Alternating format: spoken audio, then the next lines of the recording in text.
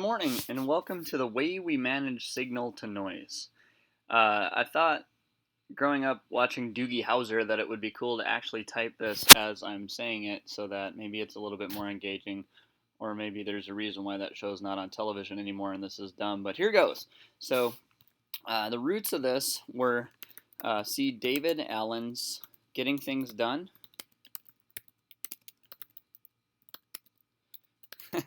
Difference between me and Doogie Howser is that he could type. Not so great. So that's why you're here, because you do office work really well. You're amazing. I'm not a great typer. And Tim Ferriss.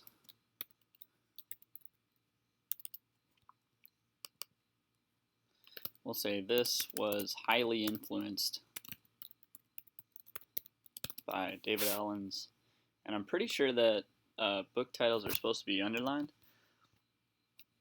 Tim Ferriss is definitely 2 R's and 2 S's because he always says it in his podcasts.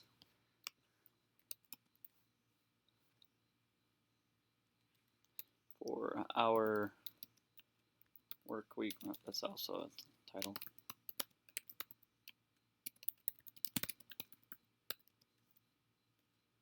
Blog is not capitalized.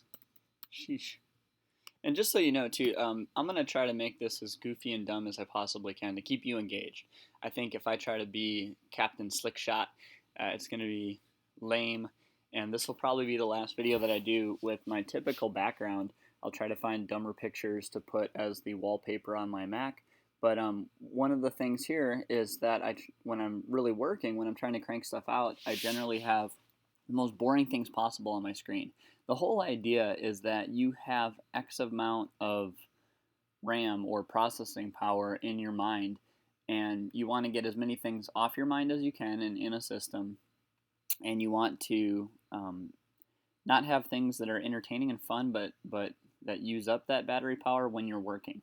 You want to party hard, maybe, but you definitely want to work hard, and one of the ways to work hard is to be fully engaged with work. So I'll just kind of show you my desktop real quick here. There's the things that I'll use for the day. So this sounds goofy, but like I keep an hourly log. I'm just starting it. You'll notice it's 4:43 a.m., so I haven't opened this up yet. And you'll notice this timer up here ticking away. I work for intervals, and then I chill out. So I'm going to get this business zeroed out here.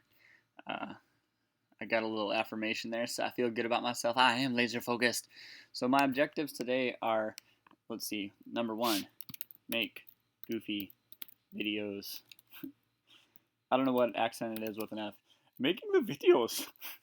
Make goofy videos for OSP and SM roles. That's office support person and shop manager. The second objective for my day-to-day is that I want to fill the calendar. And third thing is get paid. Okay, and those are kind of reflected in what's on my desktop here. I have moved all of the folders that used to clutter this business up into documents. Let's see here, documents. And those things are grouped by C12, which is a cool organization you should ask me about later. Color charts, which a lot of PDF things that I tend to send a lot go in there. I don't know why Craft Edge is in there. Epoxy, same thing, PDF. Important, not urgent. That's a big deal. Like I try to chip away at that one whenever I can. In process is where I put all my project worksheets. Journal is where I hash out my own personal madness. Material management that's where I was kind of wearing the hat that Danny Sotelo is starting to put on now, and we'll see how he works out. And I don't know why P-Touch Editor is there. This guy right here needs to go in here. I'm a big fan of having just as few folders as possible, and there we go. Look, little hack there. Turns out that you got to grab that junk by the left-hand side here. It doesn't work so good. So anyways, that's all in documents. The only thing I want on my desktop are things that I'm going to be using throughout the day. So hourly log obviously is huge because every hour I check in with myself. So when I ask management to do that, it's not that I want to micromanage them or I think that they're going to steal the time otherwise. But I know that human beings work better if they're tracking themselves. And so that's part of my personal culture to myself, and also what I expect out of anyone on the team. The in-process thing is what I'm going to fill the calendar with. The call log, every time the phone rings, I'm going to put, I'll just show you these things as I'm doing it, and I'll update them as we go. So this should have been changed yesterday, and I didn't. And a lot of this stuff will be supplanted by the CRM when we get that implemented.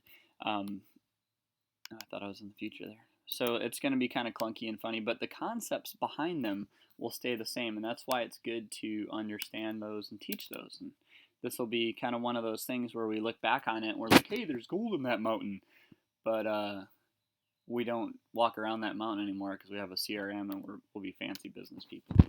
So anyways, that gets changed to that. Rename this to beep. Just kidding. Rename that to call log 14. Getting paid 512. I'll rename that when I actually dig into that. And then what this hustle right here is like a really embarrassing version of the CRM, where we have like what Catherine and Annie have been working on. And we'll kind of go over that maybe in another video. Getting paid is our lame way to track collection activity. But all these red ones, I'm going to call these goofballs and see where the money's at and try to get some in the checking account, because at the end of the day, that's what's up. Okay, back to the lecture at hand. I keep my dock as clean as I can. One thing that you can do is you should customize the dock for how you use it. So, for instance, if I think Chrome is whack and I just like Safari and I don't want to use Chrome anymore, first off, I'll shut that app down and it'll disappear. But so that's a dumb example. But let's say this is super hypothetical, but let's say I didn't want to use numbers anymore, which is crazy. So this is just the thing. You lift it up there, and if I let go of this pointer, see how it says remove, it'll go poof, and it'll go. I'll do that. Poof. And then if I want to put something on my dock, then I'm going to open Finder. I'm going to go to Applications. I'm going to go to the one that I want, which is Numbers, and I'm going to drag that joker back down right where he was. Actually, look, he moved up in the world. He's more to the left now. So that's how you customize your dock, and that's a big part of it. Let's get back to this. So you are here to contribute and grow. If not, please leave. If you come across better methodologies,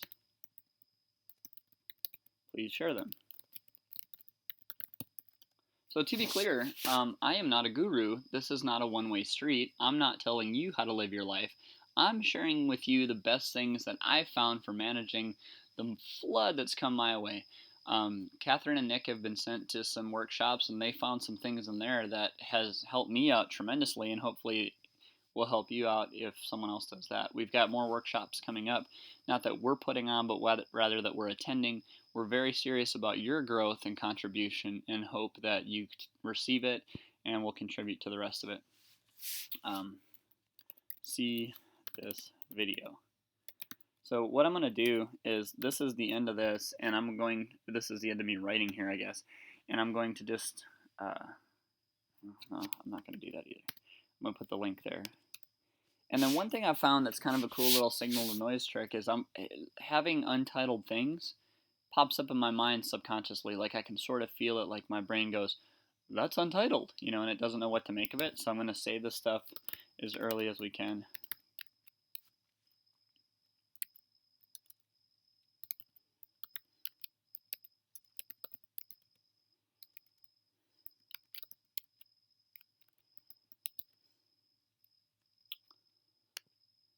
We're going to put that in documents.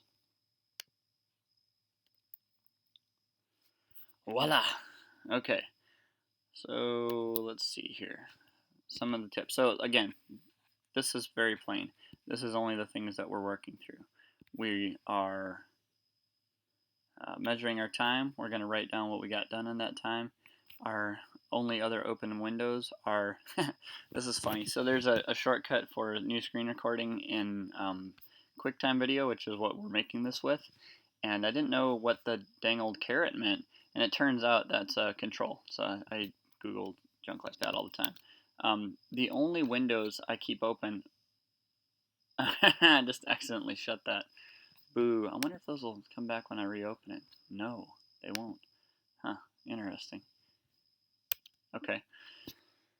What I was going to show you there is, what happens? Can I control Z that?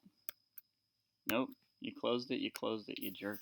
Huh, how do you like that? I was going to show you that the only windows that I keep open are the ones that I really need to use. So there was an article from C12 that I wanted to read that was on the one thing, and then, one of the windows that was open.